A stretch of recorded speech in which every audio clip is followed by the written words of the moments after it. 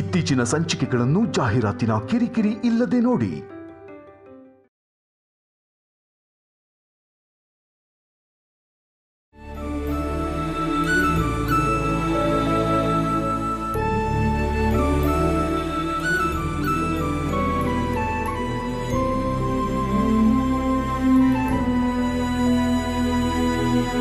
ಅನುಪಮ, ಏನಮ್ಮ?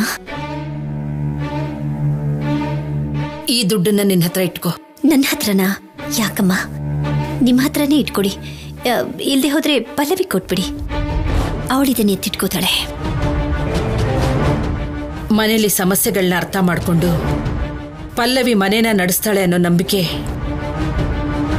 ಪಲ್ಲವಿ ನನಗೆ ಒಂದ್ಸಲ ಕೂಡ ತೋರಿಸಿಲ್ಲ ಅನುಪಮ. ನಾವು ಕೊಟ್ರೆ ತಾನೇಮ್ಮ ಜವಾಬ್ದಾರಿ ತಗೋಬೇಕು ಅನ್ನೋದು ಅವ್ರಿಗೂ ಗೊತ್ತಾಗೋದು. ಪಲ್ಲವಿ ಮನ್ಸು ಯಾವಾಗ್ಲೂ ಒಂದೇ ತರ ಇರಲ್ಲ ಅನುಪಮ. ಅವಾಗವಾಗ ಬದಲಾಗ್ತಾ ಇರುತ್ತೆ. ಗಾಳಿ ಸುದ್ದಿನ ತಕ್ಷಣ ನಂಬಿಡ್ತಾಳೆ. ಅವಳ ಮೇಲೆ ನನ್ಗೇನು ಕೋಪ ಇಲ್ಲ ಅನುಪಮ. ಇವಾಗಿರೋ ಪರಿಸ್ಥಿತಿಲಿ ನೀನ್ ಮಾತ್ರನೇ ಈ ಮನೇನ ಸರಿಯಾಗಿ ನಡೆಸ್ತೀಯ ಅಂತ ನನ್ಗನ್ನಿಸ್ತಿದೆ. ನಾನ್ ನಿನ್ ಮೇಲೆ ಇಟ್ಟಿರೋ ನಂಬಿಕೆ ಯಾವತ್ತೂ ಸುಳ್ಳಾಗಿಲ್ಲ ಅನುಪಮ. ಅದೇ ನನಗ್ ಧೈರ್ಯ. ಕೋಲು ಮುರಿಬಾರ್ದು, ಹಾವು ಸಾಯಬಾರ್ದು ಅನ್ನೋ ಹಾಗಿದೆ ಅತ್ತೆ ನಿಮ್ಮ ಮಾತುಗಳು. ಇನ್ಮೇಲೆ ಈ ಮನೇಲಿ ದುಡ್ಡಿನ ಅಗತ್ಯ ಯಾರ್ಗೇ ಇದ್ರು ಯಾಕೆ ಏನು ಅಂತ ಕೇಳಿನೇ ಕೊಡು. ಕೊನೆಗೆ ನನಗೂ ಸಹ. ಅಂದ್ರೆ ಕಷ್ಟಪಟ್ಟು ಕೆಲಸ ಮಾಡೋ ನನ್ನ ಗಂಡ ಅವ್ರ ಹೆಂಡತಿ ಆಗಿರೋ ನಾನು ಕೂಡ ಒಂದೊಂದು ರೂಪಾಯಿಗೂ ಇವ್ರ ಮುಂದೆ ಕೈ ಚಾಚಿ ಬೇಡ್ಕೋಬೇಕಾ? ಒಬ್ರು ನೋವು ಪಡ್ತಾರೆ, ಪಾಪ ಕರುಣೆ ಅಂತ ಬೇಡ ಅನುಪಮ. ಈ ಸಲ ದಸರಾ ಹಬ್ಬಕ್ಕೆ ನಿನಗೆ ಒಳ್ಳೆ ಸರ ಮಾಡಿಸ್ತೀನಿ. ನನಗೆ ಯಾಕಮ್ಮ? ಇವಾಗ ಈ ದುಡ್ಡು ಬರೋದಕ್ಕೆ ಮತ್ತೆ ನಾವು ಸೀರೆಗಳನ್ನ ನೇಯೋದಕ್ಕೆ ಕಾರಣ ನೀನು. ಅದಕ್ಕೆ ಅದ್ರ ಗುರ್ತಾಗಿ ನಿನಗೆ ಸರ ಮಾಡಿಸೋಣ ಅನ್ಕೊಂಡಿದ್ದೀನಿ. ಅಯ್ಯೋ ದೇವ್ರೆ, ಅವ್ರು ಕೇಳ್ದೇನೆ ಸರಗಳು ಹಾರಗಳು ನಾವೇನಾದ್ರೂ ಮಾಡಿದ್ರೆ ಮಂಗಳಾರತಿ ಮಾಡೋದು ನಿಮ್ಗೆ ಅಭ್ಯಾಸ ಆಗೋಗಿದೆ. ನನ್ನ ನೋವನ್ನು ನನ್ನ ಗಂಡನಿಗೆ ಹೇಳ್ಕೊಳ್ಳೋಣ ಅನ್ಕೊಂಡ್ರೆ ಅವ್ರಿಗೆ ಹೇಳೋದು ಒಂದೇ, ಬಂಡೆ ಕಲ್ಲಿಗೆ ಹೇಳೋದು ಒಂದೇ. ಛೇ, ಇದು ಒಂದು ಜೀವನನಾ?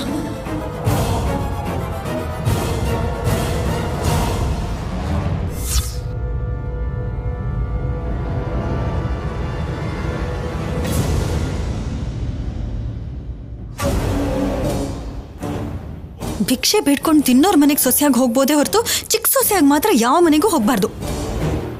ಈ ಜನ್ಮಕ್ಕೆ ಹೀಗಾಗೋಯ್ತು, ಈಗ ಬದಲಾಯಿಸೋಕ್ಕೂ ಆಗಲ್ವೇ? ಮುಂದಿನ ಜನ್ಮದಲ್ಲಾದ್ರೂ ದೊಡ್ಡ ಸೊಸೆಯಾಗೋ, ಇಲ್ಲಾಂದ್ರೆ ಒಂದೇ ಮಗ ಇರೋ ಮನೆಗೆ ಒನ್ ಅಂಡ್ ಓನ್ಲಿ ಸೊಸೆಯಾಗಿ ಕಳ್ಸು ಸ್ವಾಮಿ.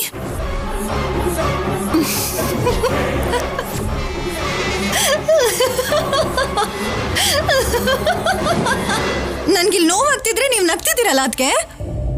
ನನಗೆ ನಿನ್ನ ನೋಡ್ತಾ ಇದ್ರೆ ನಿನ್ಗಿಂತ ಜಾಸ್ತಿ ಸಂಕಟ ನನಗೆ ಆಗ್ತಿದೆ ಪಲ್ಲವಿ. ಕತೆ ಹೇಳ್ಬೇಡಿ ಅದಕ್ಕೆ. ನೋವಿದ್ರೆ ಹೀಗೆ ಹೀಯಾಳ್ಸೋಗಿ ನಗ್ತಿದ್ರಾ? ಇನ್ನೇನ್ ಮಾಡ್ಲಿ, ನಿನ್ನ ನೋಡ್ತಿದ್ ಹಾಗೆ ನಿನ್ ಕೋರಿಕೆ ಕೇಳ್ತಿದ್ ಹಾಗೆ ದೇವಸ್ಥಾನದಲ್ಲಿ ಗಂಟೆ ನೆನ್ಪಾಯ್ತು. ಯಾಕೋ? ದೇವಸ್ಥಾನಕ್ಕೆ ಸಂಕಟ ಹೇಳ್ಕೊಳಕ್ ಬಂದ ಪ್ರತಿಯೊಬ್ರು ಗಂಟೆ ನೋವನ್ನ ಅರ್ಥ ಮಾಡ್ಕೊಳ್ದೆ ಗಂಟೆ ಹೊಡಿತಾನೆ ಇರ್ತಾರಲ್ವಾ, ಹಾಗೆ ಇದೆ ನಿನ್ ಪರಿಸ್ಥಿತಿ ಕೂಡ. ಎಲ್ಲ ನನ್ನ ಹಣೆ ಬರಹ. ಹಾಗನ್ಕೊಂಡು ಸುಮ್ನೆ ಇದ್ದಿದ್ರೆ ಇವತ್ತು ಅನುಪಮ ಆನಂದವಾಗಿರ್ತಾ ಇದ್ಲಾ? ಕಲ್ಯಾಣಿ ಕಿಲಕಿಲ ಅಂತ ನಕ್ಕೊಂಡು ಮನೇಲಿ ತಿರುಗ್ತಾ ಇದ್ಲಾ? ನಿನ್ ಹಣೆ ಬರಹನ ನೀನೇ ಬದಲಾಯಿಸ್ಕೋಬೇಕು. ಆದ್ರೂ ನನ್ ಕೈಲಿ ಬದಲಾಯಿಸ್ಕೊಳ್ಳೋಕೆ ಅಂತ ಏನಿದೆ? ಗೆದ್ಲು ಕಟ್ಟಿರೋ ಹುತ್ತ ಹಾವುಗ್ ಮನೆ ಆಯ್ತು ಅನ್ನೋ ಗಾದೆ ಮಾತನ್ ಕೇಳಿದ್ಯಾ? ತಾತನ್ ಕಾಲದ ಆಸ್ತಿ, ಒಡವೆ, ವೈಡೂರ್ಯ ಎಲ್ಲಾನು ಗಂಡ ಬಿಟ್ಟಿರೋ ಆ ಅನುಪಮಂಗ್ ಕೊಟ್ರೆ ಹೊರತು ಅಪ್ಪ ಅಮ್ಮನ್ಗೆ ಹತ್ರವಾಗಿರೋ ನನ್ ತಮ್ಮನ್ಗೆ, ಅತ್ತೆ ಮಾವನ್ನ ಅಪ್ಪ ಅಮ್ಮನ್ ತರ ನೋಡ್ಕೋತಾ ಇರೋ ನಿನಗೆ ಒಂದು ಬಿಡುಗಾಸಾದ್ರೂ ಕೊಟ್ಟಿದಾರ? ಹೋಗ್ಲಿ ಗೌರವನಾದ್ರೂ ಕೊಟ್ಟಿದಾರ? ಇಲ್ವೇ? ಹಾ, ಹೋಗ್ಲಿ ಬಿಡು. ಅನುಪಮ ಹೋದ್ಮೇಲಾದ್ರೂ ಅವಳ ಹೆಸರಲ್ಲಿರೋದೆಲ್ಲ ನಿನ್ ಮಕ್ಳ ಹೆಸರಿಗೆ ಬರತ್ತೆ ಅನ್ಕೊಂಡ್ರೆ ಅದೂ ಇಲ್ಲ. ಮೊಮ್ಮಗಳು ಅನ್ಕೊಂಡು ಕಲ್ಯಾಣಿ ಕೊಟ್ಬಿಟ್ರು, ಈಗ ನಿನ್ ಕೈಗೆ ಚಿಪ್ ಕೊಟ್ಟಿದ್ದಾರೆ. ನೀವೇನೋ ನನ್ ಮೇಲೆ ಪ್ರೀತಿ ಇರೋ ಹಾಗೆ ನಾಟಕ ಮಾಡ್ಬೇಡಿ ಅದಕ್ಕೆ. ನೀವೇ ಅಲ್ವಾ ಒಡವೆ ದುಡ್ಡು ಕೇಳಿ ಜಗಳ ಮಾಡಿ ತಗೊಂಡಿದ್ದು? ಇವಳೇನ್ ಅನುಪಮನ್ ಮೇಲೆ ಎತ್ಕೊಟ್ಟಿದ್ದನ್ನೆಲ್ಲ ಬಿಟ್ಬಿಟ್ಟು ಕರೆಕ್ಟ್ ಪಾಯಿಂಟ್ ಬಂದಿದ್ದಾಳೆ. ಇವಳೇನ್ ದಡ್ಡಿ ಅಲ್ಲ, ಅತಿ ಬುದ್ಧಿವಂತೆ. ಸರಿಯಾದ ಪಾಯಿಂಟೇ ಕೇಳ್ದೆ. ನಾನ್ ಯಾಕೆ ಕೇಳ್ದೆ ಅಂದ್ರೆ ನೀನ್ ಹೇಗೋ ಕೇಳಲ್ವಲ್ಲ, ಅದಕ್ಕೆ.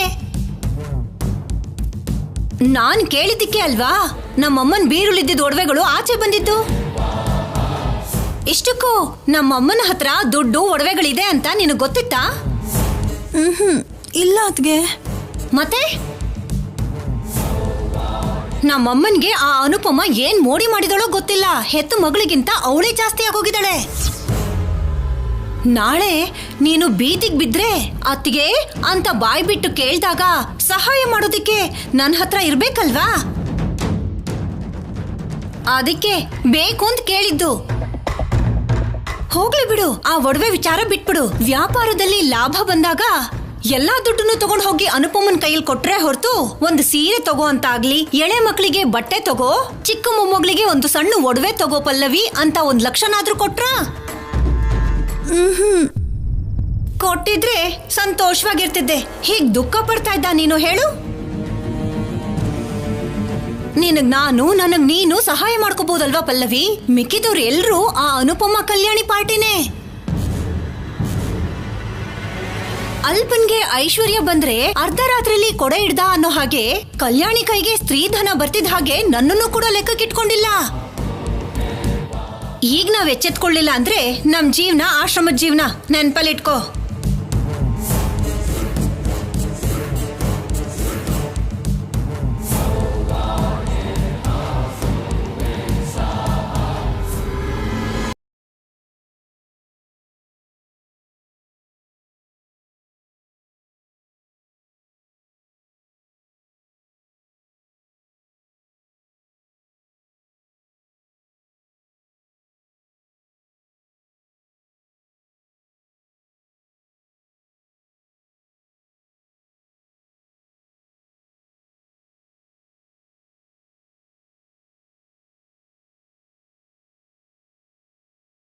ಎಲ್ಲ ನೋಡ್ತಿರೋ ನೀನೆ ಮತ್ತೆ ನಮ್ಮೆರಡು ಮನೆನೂ ಒಂದು ಮಾಡಿ ಎಲ್ರೂ ಸಂತೋಷವಾಗಿರೋ ಹಾಗೆ ನೋಡ್ಕೋತಾಯಿ.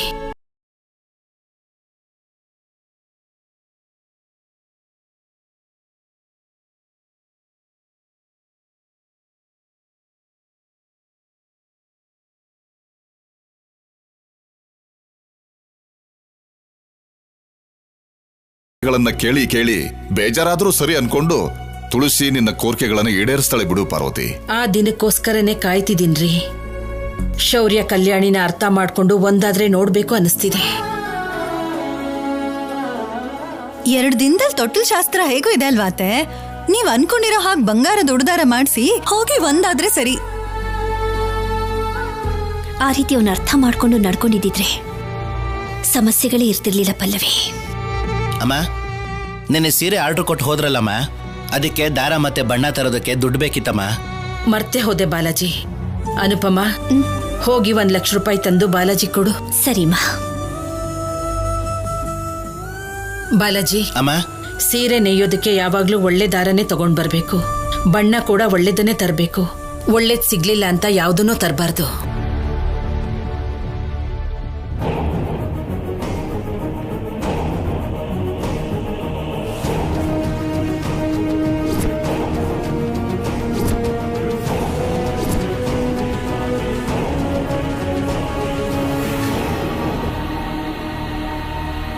ಅಯ್ಯೋ,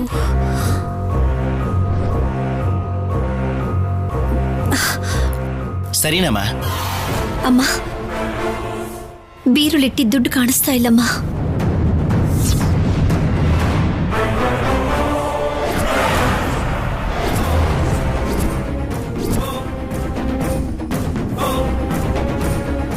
ದುಡ್ಡು ಕಾಣಿಸ್ತಿಲ್ವಾ? ಅಯ್ಯೋ ರಾಮ, ನಿಮ್ ಹತ್ರ ಯಾವ್ದು ಯಾಕೆ ಇರ್ತಿಲ್ಲಮ್ಮ? ಯಾರು ತಗೊಂಡಿರಬಹುದು ಅನ್ಪಮ್ಮ? ಇನ್ಯಾರು ಮಾವ? ಅಭ್ಯಾಸ ಇರೋರು, ಕೈಗುಣ ಇರೋರೇ ಆಗಿರ್ತಾರೆ.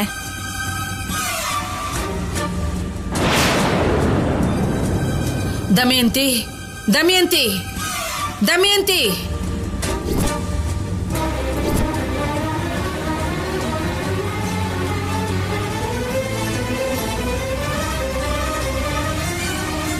ನೀನಿನ್ನೂ ಬದ್ಲಾಗ್ಲಿಲ್ವಾ? ಯಾವ್ದ್ರ ಬಗ್ಗೆ ಕೇಳ್ತಿದ್ಯಮ್ಮ? ನೀನ್ ಮಾಡಿರೋ ಕಳ್ತನದ ಬಗ್ಗೆ.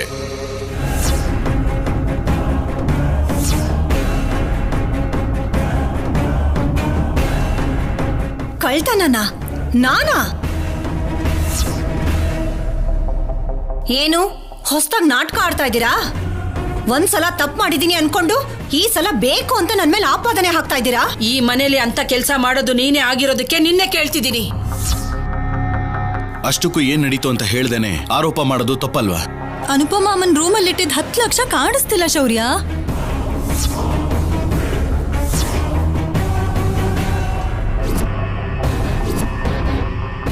ಊರಲ್ಲಿ ಎಲ್ಲೇ ಕಳ್ತನ ನಡೆದ್ರು ನಮ್ಮಮ್ಮನೇ ಮಾಡಿದ್ರು ಅಂತ ಹೇಳ್ತೀರಾ? ಅದು ನಮ್ಗೆ ಅನುಮಾನ. ನೀನು ಪೊಲೀಸ್ನೋ ತಾನೆ? ನಿಮ್ಮ ಅಮ್ಮನ ವಿಚಾರಣೆ ಮಾಡಿ ನಿಜ ಏನು ಅಂತ ಬಾಯ್ಬಿಡ್ಸು. ನಮ್ಮತ್ತೆ ಈ ಕಳ್ತನ ಮಾಡಿಲ್ಲ ತಾತ.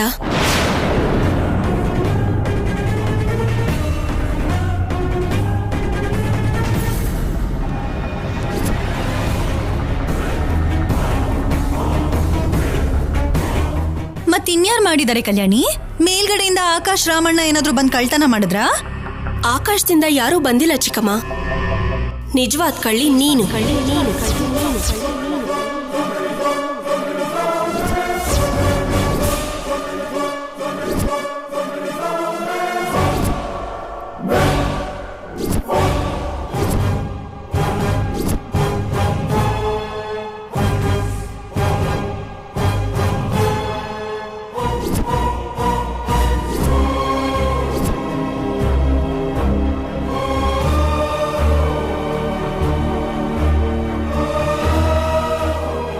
ಆ ದುಡ್ಡನ್ನ ಕಳ್ತನ ಮಾಡಿರೋದು ನೀನು.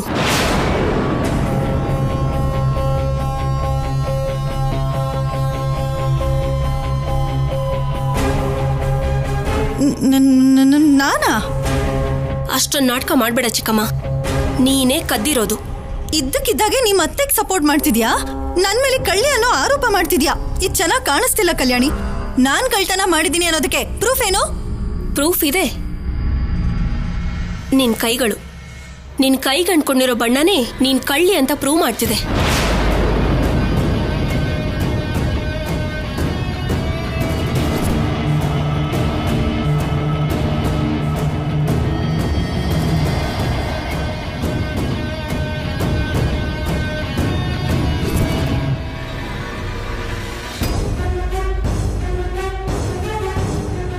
ಅನುಪಮಮ್ಮ ಮೇಲೆ ಈ ತರ ಕುತಂತ್ರ ನಡೆಯುತ್ತೆ ಅಂತ ಅನ್ಕೊಂಡು ರಾತ್ರಿ ಅಮ್ಮನ್ ರೂಮಿಗೆ ಹೋಗಿ ಲಾಕ್ಗೆ ಡೋರ್ಗೆ ಪೌಡರ್ ಹಾಕಿದೆ.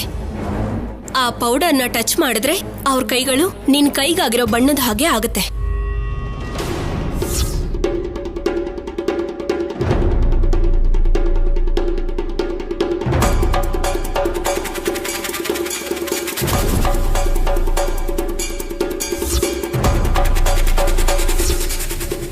ಯಾಕೆ ಹೀಗೆ ಮಾಡ್ದೆ ಪಲ್ಲವಿ? ಹೇಳು, ಯಾಕೆ ಹೀಗೆ ಮಾಡ್ದೆ? ಎಷ್ಟು ಮಾತು ಹೇಳಿದ್ರಿ ದಮಯಂತಿಯತ್ಗೆ. ನನಗೆ ಸಪೋರ್ಟ್ ಮಾಡ್ತಿರೋ ಹಾಗೆ ಚೆನ್ನಾಗಿ ನಾಟಕ ಮಾಡಿದ್ರಿ. ಆದ್ರೆ ನೀವು ಹೇಳೋದ್ರಲ್ಲೂ ಒಂದು ನಿಜ ಇದೆ. ಅತ್ತೆ ಎಲ್ಲಾನು ತಗೊಂಡೋಗಿ ಆ ಅನುಪಮ ಅಮ್ಮನ ಕೈಯಲ್ಲಿ ಇಡ್ತಿದ್ದಾರೆ. ನಾನು ಯಾವುದಕ್ಕೂ ಕೆಲ್ಸಕ್ಕೆ ಬರ್ದಿರೋಳು ಹಾಗೆ ಉಳ್ದೋಗ್ತಿದ್ದೀನಿ. ಇರೋ ಆಸ್ತಿನೆಲ್ಲ ನಿಮಗೂ ಆ ಅನುಪಮ ಅಮ್ಮಗೂ ಕಲ್ಯಾಣಿಗೂ ಕೊಡ್ತಿದ್ರೆ ನಾನು ನನ್ನ ಮಕ್ಕಳು ಏನಾಗ್ಬಿಡ್ಬೇಕು? ಅದಕ್ಕೆ ಅನುಪಮ ಅಮ್ಮನ ರೂಮಲ್ಲಿರೋ ದುಡ್ಡನ್ನ ಎತ್ಕೋತೀನಿ. ಆ ಆರೋಪ ಹೇಗೋ ನಿಮ್ಮೇಲ್ ಬರುತ್ತೆ. ನೀವೇ ಬೈಕೋತಿದ್ರೆ ನಾನು ಗೋಡೆ ಮೇಲೆ ಕೂತ್ಕೊಂಡು ಎಂಜಾಯ್ ಮಾಡ್ತೀನಿ.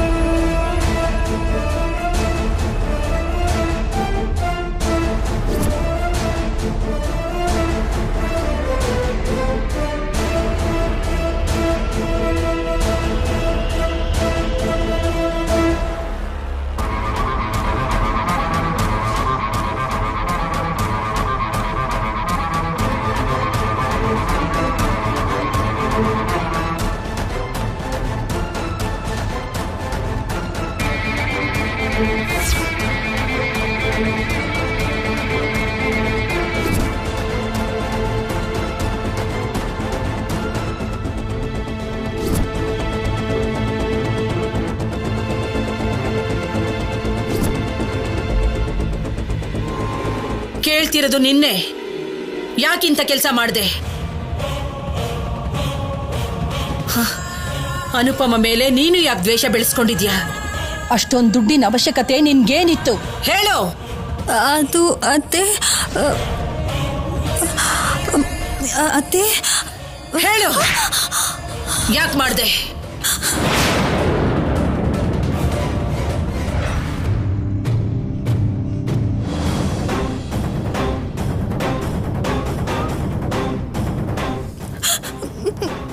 ನನ್ನನ್ನು ಕ್ಷಮಿಸ್ಬಿಡಿ ಅತ್ತೆ. ಒಡವೆ ದುಡ್ಡು ಎಲ್ಲ ಕಲ್ಯಾಣಿಗೆ ಕೊಡ್ತಿದ್ದೀರಾ. ವ್ಯಾಪಾರದಲ್ಲಿ ಲಾಭ ಬಂದಿರೋ ದುಡ್ಡು ಅನುಪಮ ಅಮ್ಮನಿಗೆ ಕೊಡ್ತಿದ್ದೀರಾ. ನಾನು ಕೂಡ ಈ ಮನೆ ಸೊಸೆ ಅಲ್ವಾ, ನನಗೆ ಕೊಡಲ್ಲ ಅನ್ನೋ ಬೇಜಾರಲ್ಲಿ ಹೀಗೆ ಮಾಡಿದೆ.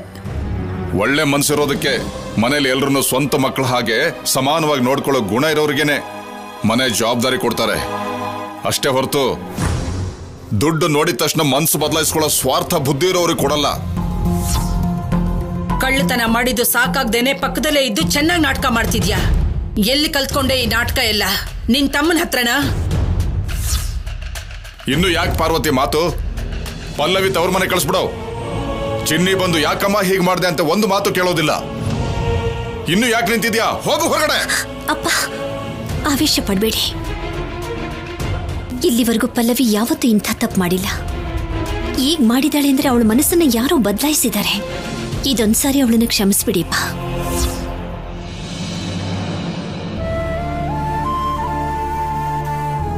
ಹೀಗೆ ಕ್ಷಮಿಸ್ಕೊಂಡೇ ಹೋಗ್ತಿದ್ರೆ ನೀನು ಪ್ರತಿ ಸಾರಿನೂ ಕಷ್ಟಪಡ್ತಾನೆ ಇರ್ತೀಯ ಅನುಪಮ. ನಿನ್ನಿಷ್ಟ.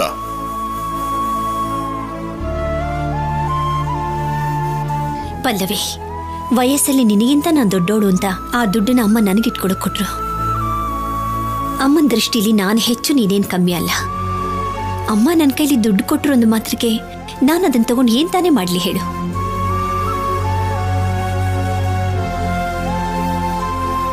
ಬೇಕಾದ್ರೆ ಬೀರುನ ಬೀಗದ ಕೈನ ನಿನ್ನ ಹತ್ರನೇ ಇಟ್ಕೋ. ಅದನ್ನ ಬಿಟ್ಟು ಇನ್ಯಾವತ್ತೂ ಈ ರೀತಿ ಮಾಡಬೇಡ.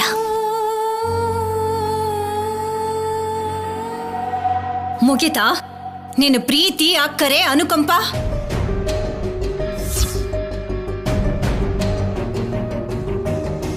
ಕಳ್ತನ ಮಾಡಿದ್ದೆ ಯಾರೋ, ಆಪಾದನೆ ಮಾತ್ರ ನನ್ ಮೇಲ? ಕಳ್ತನ ಆಗಿದೆ ಅಂತ ಗೊತ್ತಾಗ್ತಿದ್ದ ಹಾಗೇನೆ ದಮಯಂತಿ ಅಂತ ಕೂಕೊಂಡಿಯಲ್ಲಮ್ಮ. ಈಗ ನಾನಲ್ಲ ಅಂತ ಗೊತ್ತಾಯ್ತಲ್ಲ, ಇವಾಗ ಯಾಕೇನು ಮಾತಾಡ್ತಿಲ್ಲ? ಪಲ್ಲವಿನೇ ಕಳ್ಳಿ ಅಂತ ಕಲ್ಯಾಣಿ ರುಜುವಾತ್ ಮಾಡದೆ ಹೋಗಿದ್ರೆ ಎಲ್ಲರೂ ಸೇರ್ಕೊಂಡು ನಾನೇ ಕಳ್ಳಿ ಅಂತ ನನ್ ಮಗನ್ ನಂಬಿಸ್ತಾ ಇದ್ರಿ ಅಲ್ವಾ?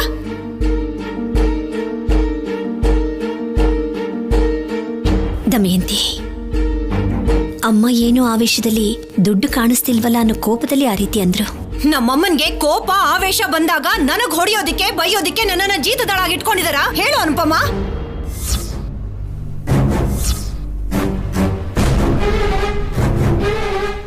ತಪ್ಪು ನಂದೇ ದಮಯಂತಿ. ತಪ್ಪು ನಮ್ದೆ ಅಂತ ಬೆಣ್ಣೆಲ್ ಕೂದಲು ತೆಗ್ದ ಹಾಗೆ ಸುಲಭವಾಗಿ ಹೇಳ್ತಾ ಇದ್ಯಾ? ಅಮ್ಮನ ಪರವಾಗಿ ನಾನು ಕ್ಷಮಾಪಣೆ ಕೇಳ್ಕೊಳ್ತೀನಿ. ಕ್ಷಮಿಸ್ಬಿಡು, ತಪ್ಪು ನಂದೇ.